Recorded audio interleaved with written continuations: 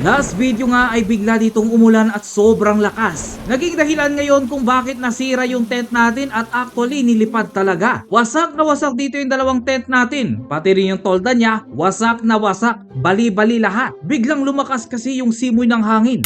Kaya naman kinabukasan ay binaklas ko na nga ito at hinahanda ko na upang ayusin yung mga nabali dito kasi actually ang dami talagang nabali. Kaysa nga bumili kami dito ng bago ay sinubukan ko na lang ditong ayusin. At syempre nagsuot na rin ako dito ng gloves para iwas sugat. Karamihan nga sa mga parts nito ay baling-bali talaga. Kaya naman nilagyan na lang natin dito ng metal at saka natin dito nirebit. Gusto ko sanang i-weld kaso nga lang syempre sobrang nipis nito. Kaysa itapon namin ay naisipan kong ayusin na lang. Malapit na nga yung kasal dito ng kaibigan ko pero nag-offer pa si Mrs. ng pagkain.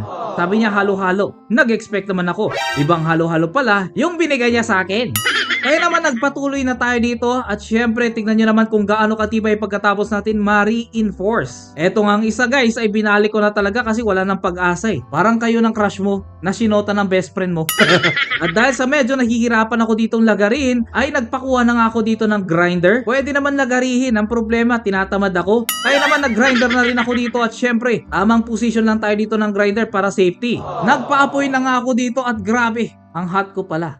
Dahil sa manipis lang dito yung ginamit natin para ma-reinforce ito ay pwede nang guntingin kaya naman ginunting ko na lang. O diba? Dalawa na dito yung naayos natin. At marami pa tayo ditong aayusin. Pagkatapos ko nga ditong ayusin ay sinubukan natin ditong buuin ulit. Nang sa ganun matesting naman natin dito kung okay. Malaki nga yung punit dito ng tolda niya, gusto namin ditong tahiin. Pero nung sinimulan namin, baka abuti na kami ng next week kaya naman sabi ko, bili na lang kami dito ng duct tape.